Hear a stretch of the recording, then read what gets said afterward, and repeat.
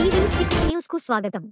ఖమ్మం జిల్లా కాంగ్రెస్ పార్టీ అధికార ప్రతినిధిగా పెనుబల్లి మండల కేంద్రానికి చెందినటువంటి పొట్లపల్లి వెంకటేశ్వరరావును సత్తుపల్లి ఎమ్మెల్యే మట్ట రాగమి దయానంద్ దంపతుల సూచనల మేరకు ఎంపిక చేయగా 14వ తేదీ గురువారం జిల్లా కాంగ్రెస్ అధ్యక్షులు పువ్వాల దుర్గాప్రసాద్ చేతుల మీదుగా పొట్లపల్లి వెంకటేశ్వరరావుకు నియామక పత్రాన్ని అందించి అధికారికంగా ప్రకటించారు.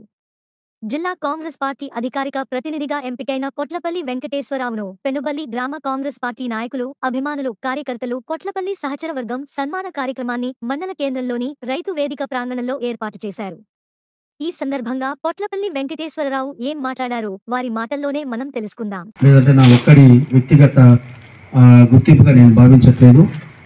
గత జరిగినటువంటి 2 ఎన్నికలు, అసెంబ్లీ ఎన్నికలు మరియు పార్లమెంట్ ఎన్నికల్లో మన అందరం సమిష్టిగా మరి ఈ పెనుబల్లి గ్రామ పంచాయతీలో కష్టపడి ఇంటింటికి తిరిగి మన వెనకల ఏ అండా లేదు, రాజకీయ అండా లేదు, అంతకు మించినటువంటి డబ్బు అండా లేదు.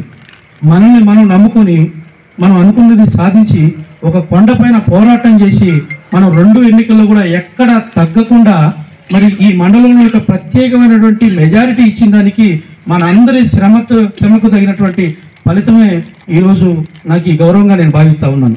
రేపు మండల కమిటీ నియామకాల్లో కావచ్చు, రేపు పార్టీకి సంబంధించినటువంటి ఇతరత్ర నియామకాల్లో కావచ్చు, తప్పకుండా పెనుబలి నుంచి ప్రాతినిధ్యం 100% ఉంటుంది. దానికి ఇద్దరం కూడా మీ ఇద్దరు కలిసికట్టుగా పనిచేసి పోరాడి మీ గౌరవాన్ని, మీ గుర్తింపుని పెంపొందించేదానికి మేము నిరంతరం పనిచేస్తూ ఉంటాం. అలాగే ఈరోజు ఒక రోజుతో ఇది అయిపోయేది కాదు. మరి ఇప్పటి వరకు ఈ గ్రామంలో ఏం జరిగిందో మన అందరికీ తెలుసు. అగ్రవర్ణాల ఆధిపత్యంలో ఈ గ్రామం అభివృద్ధికి నోచుకోలేదు.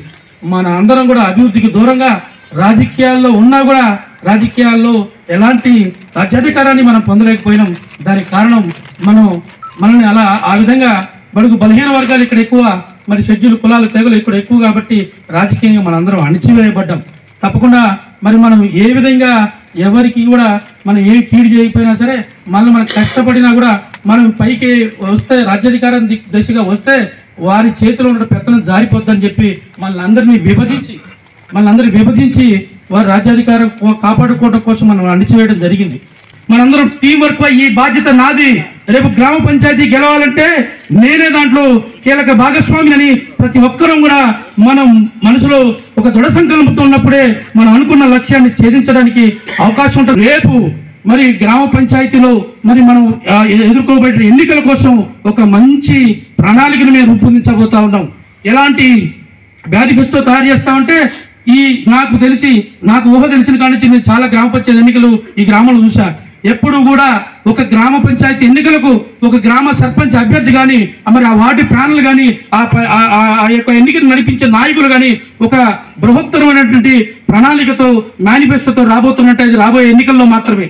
ఆ ఎన్నికల్లో ఇప్పటి వరకు మనం రాష్ట్ర స్థాయిలోనో లేకపోతే జాతీయ స్థాయిలో జరిగే ఎన్నికల్లో ఒక మేనిఫెస్టో అంటే రైతులకు ఏం చేస్తారు, విద్యార్థులకు ఏం చేస్తారు, నిరుద్యోగులకు ఏం చేస్తారు, ఈ గ్రామాన్ని ఏ విధంగా అభివృద్ధి ప్రణాళికలు అనేవి ఉంటాయి. అలాంటి బృహత్తరమైనటువంటి ప్రణాళికని మీరు రాబోయే ఎన్నికల్లో మన ప్రజలకు వివరించడానికి సిద్ధంగా ఉండాలి. మా యొక్క అభినందన కార్యక్రమాన్ని ఏర్పాటు చేసినట్టు మిత్ర బృందం వేముల కిరణ్ గారికి కానీ, మరి చలమల రాజకుమార్ కానీ, మాధరా గారికి కానీ, కృష్ణ కానీ, మరి అలాగే ఈ కార్యక్రమంలో పార్టిసిపేట్ చేసినటువంటి ప్రతి ఒక్కరికి పేరున మరి ధన్యవాదాలు తెలియజేస్తూ, అవకాశం ఇచ్చిన పెద్దలందరికీ కూడా ధన్యవాదాలు తెలియజేస్తున్నాను.